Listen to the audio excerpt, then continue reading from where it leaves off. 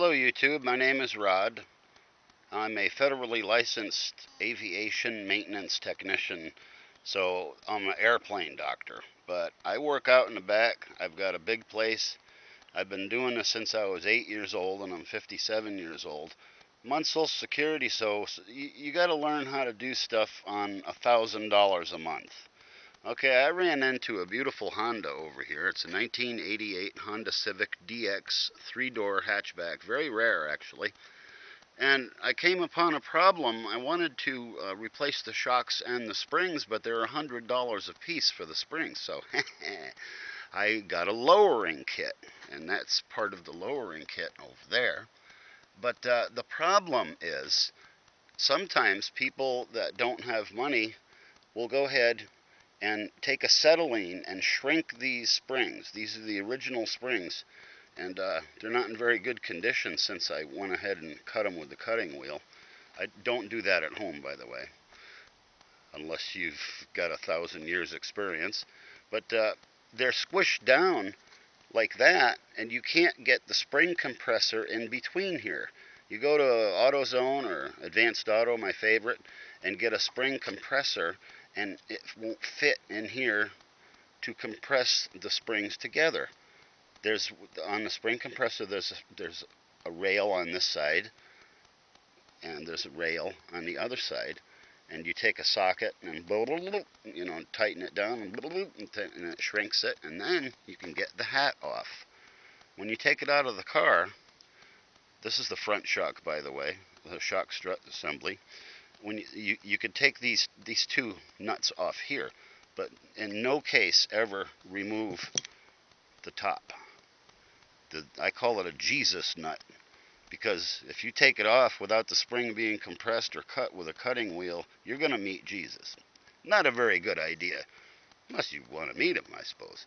But don't try this at home. But when you live out in the back, I mean, I got a big place, and I got to do things the way I got to do it.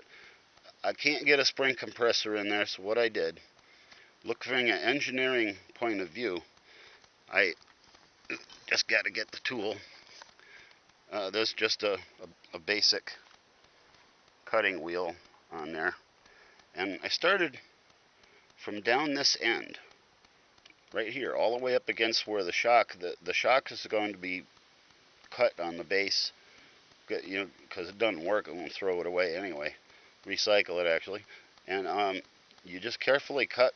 You should have like a piece of chipboard or plywood in front of your chest, and a face mask, and a hard hat, and some really, really seriously good glasses or goggles, and maybe even 2 pair. But it's not going to do anything, probably. Not in a million gazillion years, except cut the bottom part of the spring, and what a noise it makes. Be prepared. Go real slow. Be prepared, and it goes pump real loud like that. But it just sits there and makes that loud noise and scares you. You got to go change your pants. So but if you start down here, it's very safe, and then it's safe for me because I'm a nutcase.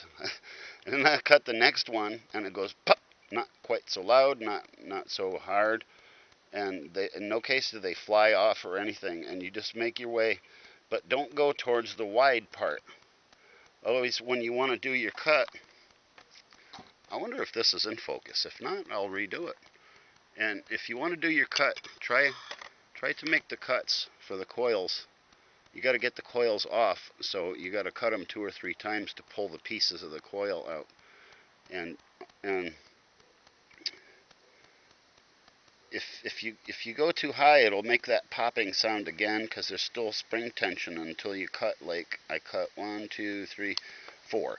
I cut 4 parts of the spring on the very bottom. See, that's the bottom. That's what sits in the wishbone. And it just pop, pop, pop, pop, and it gets easier and easier. And then you test it, because it's real loose.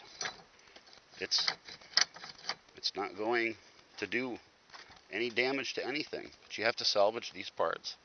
If you got a lowering kit like I have, I'm not going to use the spring. The lowering kit comes with a lower spring. The best lowering kit kind is the adjustable. On the highest setting, it's just like your OEM. If you make it lower, you can drop your car as much as 4 to 5 inches depending on the kit. The kit has to be compatible with your make and model and year. Now this over here, you need to keep the hat and the washers that are in there. The kits don't come with washers. The shock comes with 2 nuts. Where's the shock or the hat? The hat comes with, oh, okay, there it is. It comes with 1 nut on top of the new shock. The new shock lives inside over there, inside the coil. And there's an aluminum hat with a rubber seal like a mason jar. But that all lives inside of this major cap cover. You could buy a kit with brand new ones of these, but that's only if they're really seriously rusty and dangerous looking, or the rubber is all spooged out and it's no good like that. You can replace these. They're about $20 for a pair, and but these are fine, so I'm going to redo them. So at home, I wouldn't recommend doing it, but I've done this all my life. I've taken very, very careful examination of what I'm going to do before I do it. And it seems to have worked out already for me. A nice, powerful vise. Mine's kind of small, but it's in there good, and it's laying on the table. And I'm standing back over here when I'm cutting the coils, because if anything happens at all, this is going to come flying off and go through somebody's house. They will. They'll go right through the wall. So you have to be real careful. Don't ever just take this nut off. If you take that nut off, it's going to go off and find somebody to kill. So, and it will. It'll go right through them. Take your head clean off, it will. Thanks, YouTube. This is my very first YouTube.